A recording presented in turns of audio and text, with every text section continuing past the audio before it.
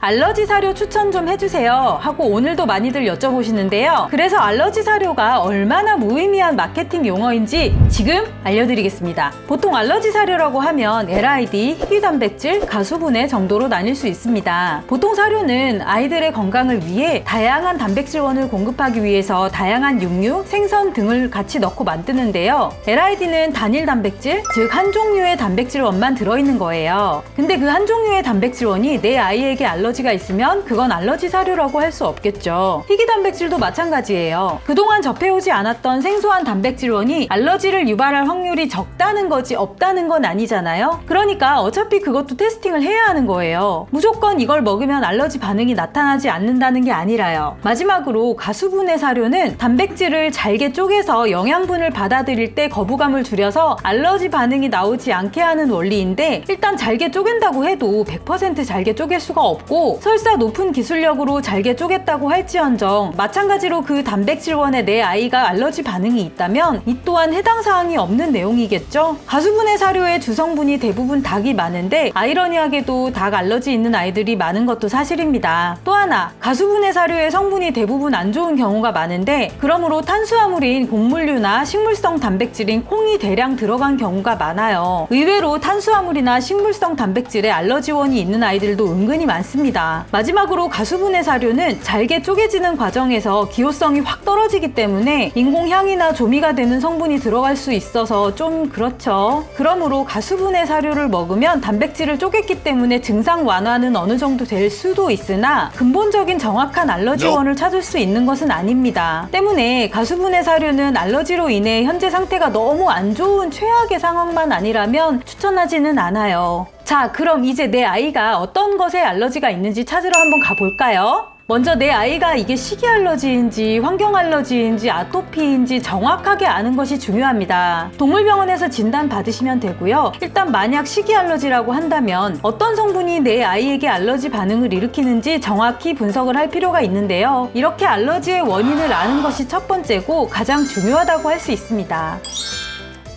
자, 이제 알러지 사료라고 부르는 마케팅 용어는 가볍게 무시하고 전성분표를 보세요. 이건 제 요령인데요. 키블 사료는 아무래도 탄수화물군이나 곡물류가 들어있을 수 있고 여타 첨가물도 있을 수 있기 때문에 비용이 좀 들더라도 테스팅하는 동안은 아예 탄수화물이 없는 동결건조 사료 중 단일 단백질을 사용한 제품을 선택해서 테스팅을 하시면 좋습니다. 은근히 닭 알러지인 줄 알았는데 동물성 단백질이 아닌 키블 사료에 든 콩 같은 식물성 단백질이나 탄수화물군 혹은 다른 성분이 알러지원인 경우도 굉장히 많아요. 그 후 알러지 반응이 없었던 단백질군을 선택해 해당 단백질군으로 만든 키블 사료를 테스팅하면 곡물이나 식물성 단백질인 콩류 또는 다른 성분의 알러지가 있는지 여부를 알 수 있습니다. 테스팅하는 동안은 간식 모두 다 끊고 사료만 급여하시되 최소 한 달 정도는 충분히 급여를 하셔야 합니다. 알러지는 하루 만에 반응이 생길 수도 있지만 어느 정도 기간을 두어야 정확히 알러지 반응을 알 수 있기 때문이거든요. 만약 앞전 테스팅에 효과가 없었다면 사슴, 악어, 캥거루 등등 이런 희귀 단백질을 테스팅해 보시는 건데요. 만약 사슴을 급여했는데도 개선이 없다면 악어로 바꾸고 악어를 한 달간 급여했는데도 개선이 없다면 캥거루, 이런 식으로 교체를 하시면서 반응을 기록하고 분석해 나가야 합니다. 또한 동물병원에서 하는 알러지 테스트도 도움이 될 수 있는데요. 같은 성분이라도 학명이 다른 미묘한 차이가 있을 수 있어서 100% 정확하다고는 할 수 없고 또 알러지라는 게 있다가도 없어지고 없다가도 생기는 것이라 그때그때 결과값이 달라질 수 있어서 주기적인 검사가 필요하기도 하지만 유난히 높은 수치로 나오는 성분이 있을 수도 있고 지금 내 아이 발등에 불이 떨어졌으니 조금이라도 도움이 된다면 해보는 것이 좋지 않겠습니까? 그렇게 꼼꼼히 분석해서 내 아이의 알러지원을 찾으셨다면 해당 알러지원을 피한 사료를 여러 가지 골라서 로테이션하며 급여하시면 됩니다. 마지막으로 사람이랑 똑같이 면역력이 좋아지면 알러지가 없어지는 경우도 많아요. 그러니 면역력에 좋은 영양 보조제 같은 것을 급여해보시는 것도 도움이 되겠죠? 이 세상 모든 아이들이 마음 놓고 아무거나 먹어도 황금똥 싸는 그날이 왔으면 좋겠네요.